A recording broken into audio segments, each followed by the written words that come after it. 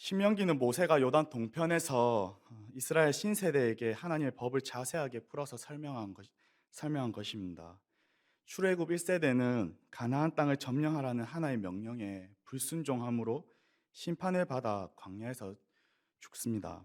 그리고 새로운 세대가 일어나죠. 모세는 하나님의 법 또는 교훈을 알기 쉽게 설교합니다. 하나님께서는 실패로 끝난 출애굽 1세대처럼 그 모습을 반복하지 않기를 원하셨습니다. 그래서 이 세대에게 어떻게 살아야 할 것인가를 말씀해 주시는 것이 오늘 신명기입니다. 신명기 8장은 이스라엘의 광야 생활을 뒤돌아보며 동시에 점령하게 될 가나안 땅의 삶을 예고합니다. 그중 우리가 함께 읽었던 8장 1절부터 10절까지 말씀은 광야 생활이 주는 교훈과 가나안 땅에 대한 서술로 구분됩니다. 광야 40년의 생활이 이스라엘에게 어떤 의미를 주었는가를 설명하고 있는 것이죠. 예전 출애굽 세대에게 이 광야 생활은 어떤 시간이었는가? 심판의 세월이었습니다. 그러나 이 세대에게는 심판의 세월이 아닌 훈련의 시기였습니다. 그들은 광야에서 태어나 자라났고 그 속에서 엄격한 훈련으로 하나님이 어떤 분이신가, 하나님께서 무엇을 원하시는지 알아가게 하셨습니다. 오늘 본문 8장 1절을 보시면 내가 오늘 명하는 모든 명령을 너희는 지켜 행하라. 하나님께서는 단호하게 말씀하십니다. 모세가 출애굽 후 세대에게 모압 광야에서 하나님 명령을 지키는데 주의할 것을 당부하고 있습니다. 이스라엘 백성들이 하나님의 말씀을 지켜야 되는 이유가 있습니다. 그 이유가 1절에 다 나오는데요. 첫째, 사람이 살기 위해서입니다. 하나님의 말씀을 준행한다는 것은 인간에게 생명을 가져다 줍니다. 하나님의 말씀은 인간을 살리는 생명력과 능력이 있기 때문입니다. 둘째, 번성하기 때문입니다. 하나님의 말씀을 잘 지킬 때 이스라엘은 자녀의 복을 받아 번성하게 됩니다. 셋째, 약속의 땅에 들어가기 위해서입니다. 가나안 땅에 들어가지 못한 출애굽 세대의 실패 원인은 하나님의 말씀에 불순종했기 때문입니다. 가나안 땅에 들어가지 못한 출애굽 세대의 실패 원인은 하나님 말씀에 불순종했기 때문이죠. 그러므로 하나님의 말씀을 지키는 것은 약속하신 그 땅에 들어갈 수 있었습니다. 마지막으로 약속의 땅을 점령하기 위해서입니다. 하나님의 말씀을 따라 살아가는 것이었습니다. 하나님의 말씀을 지킬 때 약속의 땅에 들어가서 그 땅을 점령할 수 있었습니다. 그렇게 점령한 후 그 땅에서 잘 정착하게 살게 되는 복을 누릴 수 있었습니다. 이스라엘 백성의 삶의 질을 결정하는 것은 하나님의 말씀을 따라 살아가는 것이었습니다. 그들이 무언가를 해야지만, 무언가를 이루어내야지만 삶의 질이 올라가는 것이 아니었습니다. 이스라엘의 백성의 삶의 성패는 결국에는 하나님의 말씀대로 살아가느냐, 살지 않느냐에 달려 있습니다. 이렇게 하나님의 말씀을 따라 살아가면 복을 주실 것이라고 말씀하심에 이어서 중요한 말씀을 이어서 하시는데요. 그것이 2절 상반절 말씀에 나옵니다. 내 하나님 여호와께서 이 40년 동안에 내게 광야길을 걷게 하신 것을 기억하라고 말씀하십니다. 이스라엘 백성들은 광야에서 생활한 것을 기억하는 것이 매우 중요했습니다. 하나님은 40년이라는 이 시간 동안에 광야 생활을 하게 하신 목적이 있었습니다. 다시 한번 2절 말씀을 한번 읽어볼까요? 시작. 내 하나님 여호와께서 40년 동안에 내게 광야길을 걷게 하신 것을 기억하라. 이는 너를 낮추시며 너를 시험하사 내 마음이 어떠한지 그 명령을 지키는지 지키지 않는지 알려 하심이라. 아멘. 하나님께서는 이스라엘 백성들에게 광야 생활을 40년 동안 하게 하신 이유가 무엇인가? 모세는 이스라엘 백성들이 받아야 할 훈련이 있음을 지금 이 말씀을 통해서 하고 있습니다. 하나님께서는 하나님의 자녀들이 그에 걸맞는 모습과 태도를 가지기를 원하셨어요. 그런데 예전부터 쭉 이어져 오던 나의 모습과 태도를 한순간에 바꾸고 만들어가는 게 쉽지가 않습니다. 우리가 알게 모르게 예전에 해오던 습관을 따라 우리는 살아갑니다. 어떤 습관을 내가 가지고 있느냐에 따라 거기에 따른 모습과 태도를 보이게 될 때가 많죠.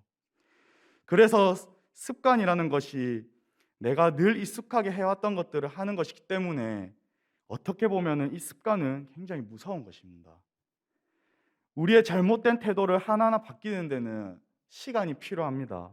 우리는 살아가면서 예전에 경험했던 것들이 때론 걸림돌이 될 때도 있습니다. 하나님께서는 이스라엘 백성들에게 놀라운 기적을 보여주셨습니다. 그들은 애굽에서 400년 넘게 종살이를 했었습니다. 그런 그들을 하나님은 모세를 통해 10가지의 놀라운 이적과 기사를 보여주시죠. 출애굽하기 직전에 앞은 홍해 바다가 있었고 뒤에는 애굽 군대가 있었습니다. 이스라엘 백성들은 앞뒤가 꽉 막혀 있는 상황에서 속절없이 죽을 위기에 놓여 있었습니다. 그때 하나님께서 홍해 바다를 좌우 벽이 되게 하셔서 건너게 하시죠. 이스라엘 백성들은 놀라운 기적을 통해 출애굽하게 됩니다. 이스라엘 백성들은 하나님이 친히 자신들을 애굽에서 건져내 주셨음에도 불구하고 하나님께서 늘 함께 하심에도 불구하고 그들은 원망과 불평을 하죠. 자신들이 원치 않는 상황이 조금이라도 있다면 그들은 종살이를 했던 애굽으로 다시 돌아가겠다고 말합니다. 이런 이스라엘 백성들에게 하나님께서는 가나안 땅을 허락하지 않으시고 40년 동안 광야에서 지내도록 징계를 내리십니다. 그리고 20세 이상 성인 이스라엘 백성들이 광야에서 생활하다가 다 생을 마감하게 됩니다. 하지만 하나님께서는 단순히 이 심판과 징계로만 끝내지 않으십니다. 이 징계로 말미암아 이스라엘 백성들이 더 성숙한 하나님의 백성으로 거듭나기를 원하셨어요. 하나님께서는 1세대가 실패한 것을 2세대가 반복하지 않고 이를 극복하고 뛰어넘기를 원하셨습니다. 그래서 우리가 읽은 이 본문은 이스라엘 2세대가 어떤 모습과 태도를 갖춰야 하는지 알려주시는 말씀입니다. 하나님께서는 이스라엘 백성들이 향해 바라시는 모습과 태도가 있으셨습니다. 그렇게 되기 위해서 그들이 광야를 지나며 훈련되길 원하셨어요. 이스라엘 백성들이 광야를 지나면서 갖춰지길 원하셨던 태도, 첫 번째는 겸손입니다. 광야 생활은 이스라엘을 겸손하게 하기 위한 시간이었습니다. 본문 1절, 3절에 나오는 이 낮추다라는 이 단어는 겸손하다 외에 괴롭히다라는 뜻도 함께 포함되어 있습니다. 하나님은 이스라엘을 광야 40년 동안 괴롭히셨는데 이는 그들을 훈련시키기 위한 것이었습니다. 2세대가 광야를 지나며 훈련과 연단을 통해 마음이 낮아져 겸손하게 되기를 원하셨던 것이죠. 겸손은 단순히 머리를 숙이는 것이 겸손이라고 하지 않습니다. 내가 어떤 성과를 이루어냈을 때 세상 사람들도 흔히 말하는 내가 한 건 아무것도 없고 운이 좋았지, 뭔가 이번에 다행히 일이 잘 풀렸어, 이런 고백들은 성경에서 말하는 겸손이 아닙니다. 성경에서 말하는 겸손의 핵심은 하나님만을 전적으로 의지하는 것입니다. 하나님께 집중하는 것, 하나님께 나의 시선을 고정하는 것, 그것이 성경에서 말하는 겸손인 것입니다. 그러므로 우리가 살아가면서 하나님께 의지하지 않고 하나님께 시선을 고정하려고 하지 않는 것은 교만입니다. 인간이 자신이 무언가를 의지할 때, 무언가를 붙잡고 있을 때 인간은 안정감을 느끼곤 하죠. 이런 인간에게 세상은 물질을 더 의지하게 하고 자신의 명예와 권력에 의지하게 합니다. 그런 것들을 더 붙잡게 하죠. 그래서 많은 사람들이 더 붙잡도록 더 쌓고자 애쓰고 노력합니다. 그러나 세상에서 얻는 것들로는 안정감을 계속 유지하기는 어렵습니다. 얻으면 얻을수록 계속 부족하다고 느껴지는 것이 세상의 것들입니다. 하나님께서 이스라엘 백성들을 광야를 지나게 하시면서 아무것도 붙잡을 것이 없도록 더 많이 가지거나 쌓지 못하도록 하셨습니다. 그렇게 가지고 붙잡고 쌓으려고 했던 것들이 다 사라진 곳이 광야입니다. 하나님께서는 아무것도 없는 광야에서 하나님의 공급이 없으면 죽을 수밖에 없는 광야를 지나게 하시면서 이스라엘 백성들이 하나님만을 의지하기를 원하셨습니다. 이것이 겸손입니다. 그러므로 영성에서 중요한 것은 무엇에 의지하는가, 무엇에 주목하는가입니다. 광야 생활을 하면 하나님만 바라볼 수밖에 없습니다. 하나님만 의지할 수밖에 없어요. 그래서 광야 생활은 고단하고 힘든 여정인 것 같지만 오히려 반대입니다. 왜요? 하나님만 의지함으로 광야 생활을 하기 때문이죠. 그래서 광야 생활은 행복한 것입니다. 진정 기쁨이 있는 여정의 길이죠. 하나님만을 바라보기 때문에. 광야 생활은 내 믿음의 분량대로 살아갑니다. 주변에 도와줄 사람도 아무도 없죠. 롤 모델도 없습니다. 내가 직접 엎드려 하는 것이 광야입니다. 광야는 쉽게 길을 잃어버립니다. 사막에 모래바람이 한번 일어나면 모래로 인해 길이 없어지는 것이 광야입니다. 우리는 광야와 같은 위기의 때에 어떻게 하느냐가 중요합니다. 그때 우리의 정체성을 바로 알아야 하는 거죠. 우리는 하나님의 도우심 없이는 한순간도 살 수 없는 연약한 존재입니다. 하나님께서 이스라엘 백성들을 광야를 걷게 하신 이유는 다른 의도가 없으세요. 하나님의 백성은, 하나님의 자녀는 하나님만 의지함으로 오직 하나님의 은혜로 산다는 것을 알게 하시기 위해서 광야를 지나게 하신 것입니다. 3절에 너를 낮추시며 너를 줄이게 하시며 또 너도 알지 못하며 내 조상들도 알지 못하던 만나를 내게 먹이신 것은, 그들은 아무것도 없는 광야에서 먹을 것이 없어 굶주리게 되었어요. 하지만 하나님은 초자연적인 방법으로 이스라엘의 굶주림을 해결해 주시죠. 그것은 하늘에서 만나를 비같이 내려주신 것입니다. 하나님이 광야에서 이스라엘에게 만나를 주신 목적은 3절 중반절부터 나오는데요. 우리가 한번 읽어볼까요? 시작. 사람이 떡으로만 사는 것이 아니요 여호와 입에서 나오는 모든 말씀으로 사는 줄을 내가 알게 하려 하심이라. 아멘. 하나님께서 만나를 주신 목적은 사람이 떡으로만 사는 것이 아니라 사람이 여호와의 입에서 나오는 모든 말씀으로 사는 것을 알게 하기 위해서였습니다. 여기서 사는 것이 2번이나 사용되어졌는데요. 떡과 여호와의 입에서 나오는 모든 말씀입니다. 그런데 이 둘은 서로 대조를 이루고 있습니다. 떡은 빵으로 번역할 수 있는데 이 빵은 인간이 살아가는데 필수적이죠. 이스라엘 백성들은 아무것도 없는 광야에서 이 빵을 얻지 못했습니다. 생존의 위협을 받을 수밖에 없습니다. 생존을 위해 필수적인 양식을 하나님은 어떻게 하시는가? 초자연적인 능력으로 공급하십니다. 곡식을 심지도 거두지도 못하는 그 광야에서 하나님은 하늘로부터 만나를 이스라엘에게 주십니다. 하나님께서 이를 통해 이스라엘이 빵보다는 하나님을 더 의지해야 한다는 것을 가르치고 계신 것이죠. 이스라엘이 광야에서 살 수 있는 길은 빵을 의지하는 것이 아니라 하나님의 말씀을 의지하는 것이었습니다. 하나님을 의지하는 것이 이스라엘이 살 수 있는 방편이었죠.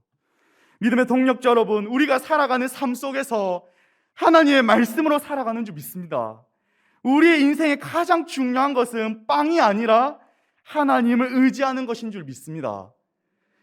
우리가 진정 사는 길은 오직 하나님만 겸손히 의지하는 것임을 믿으시길 바랍니다. 시편 147편 6절에 여호와께서 겸손한 자들을 붙드시고 시편 149편 4절에 여호와께서는 자기 백성을 기뻐하시며 겸손한 자를 구원으로 아름답게 하심이로다. 잠언 3장 34절에 진실로 그는 거만한 자를 비웃으시며 겸손한 자에게 은혜를 베푸시나니. 잠언 18장 12절에 사람의 마음의 교만은 멸망의 선봉이요 겸손은 종계의 길잡이니라. 잠언 22장 4절에 겸손과 여호와를 경외함의 보상은 재물과 영광의 생명이니라. 할렐루야. 하나님께서는 겸손한 사람을 책임지십니다. 그렇기에 우리는 하나님을 의지하는 태도를 가져야 하고 유지해야 합니다. 일상 속에서 하나님께 겸손한 태도를 가지고 살아가는 저와 여러분이 되기를 간절히 바랍니다. 하나님만 의지하는 겸손한 자로서 살아가는 저와 여러분 되기를 예수님의 이름으로 축복합니다. 이스라엘 백성들이 광야를 지나면서 갖춰지길 원하셨던 태도 두 번째는요, 순종입니다.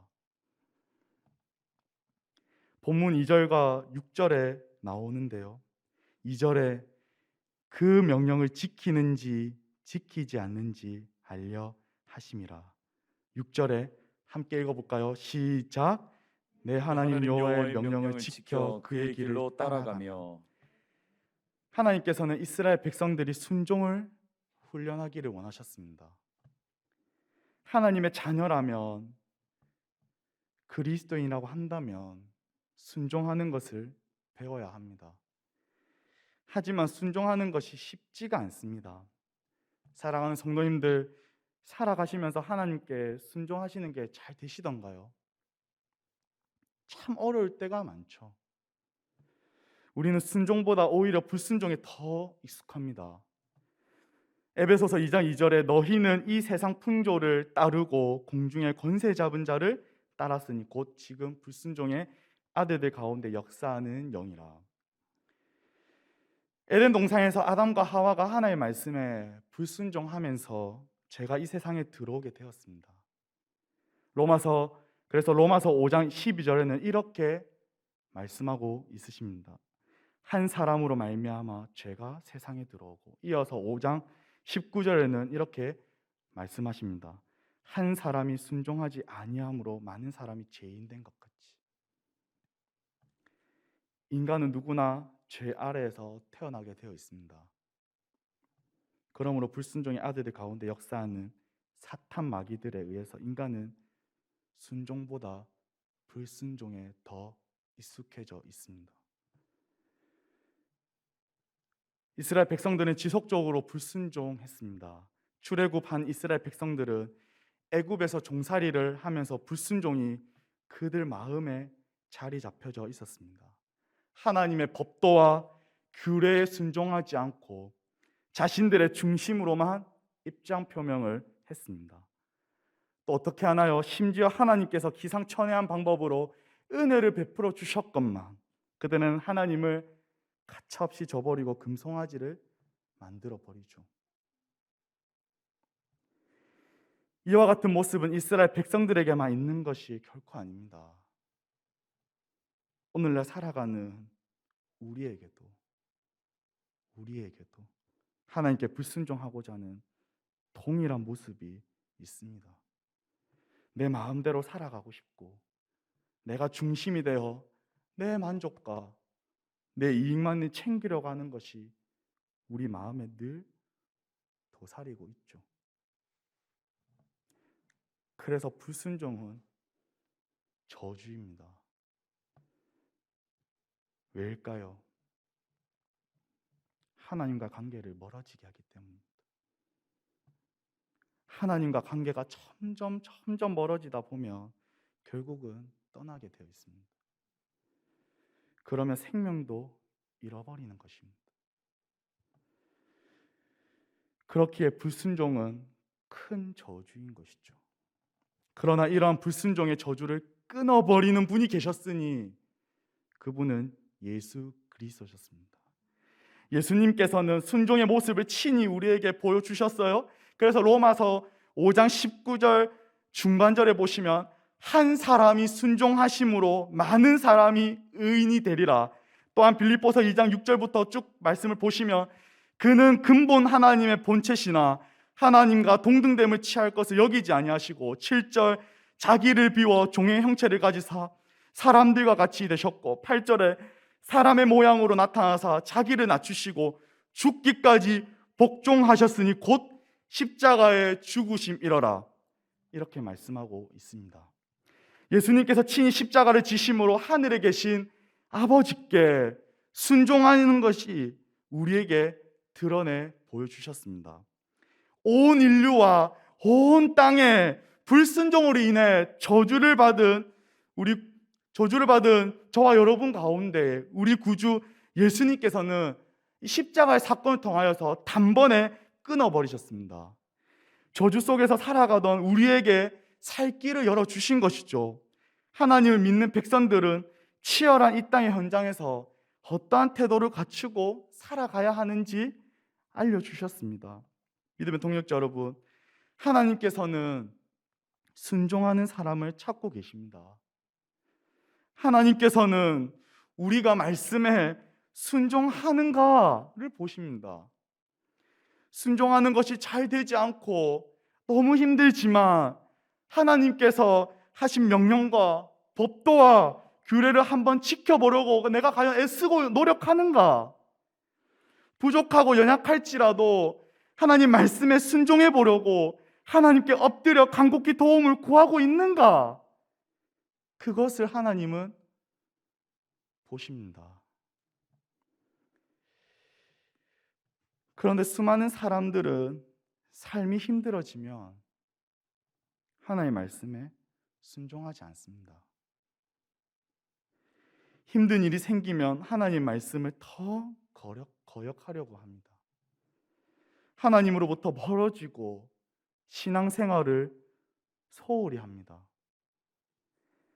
그 힘든 상황에 내가 처한 그 문제에 거기에만 몰두하며 살아갑니다. 그렇다 보니 세상의 말소리에 더 귀를 기울이죠. 세상을 의지하려고 합니다. 그렇게 하면 문제와 상황이 좀 해결될 것 같지만 아니요, 전혀 그렇지 않습니다. 오히려 더 어려움을 겪을 때가 많죠. 삶이 힘들어지고 어려워질수록 하나님께 우리는 더 매달려야 합니다. 하나님 말씀에 더 순종해야 합니다. 이런 자를 하나님께서는 그냥 내버려 두시겠습니까? 그렇지 않습니다. 이러한 자들에게 그분은 우리의 피난처가 되어 주십니다. 시편 91편 9절에 여호와는 나의 피난처시라.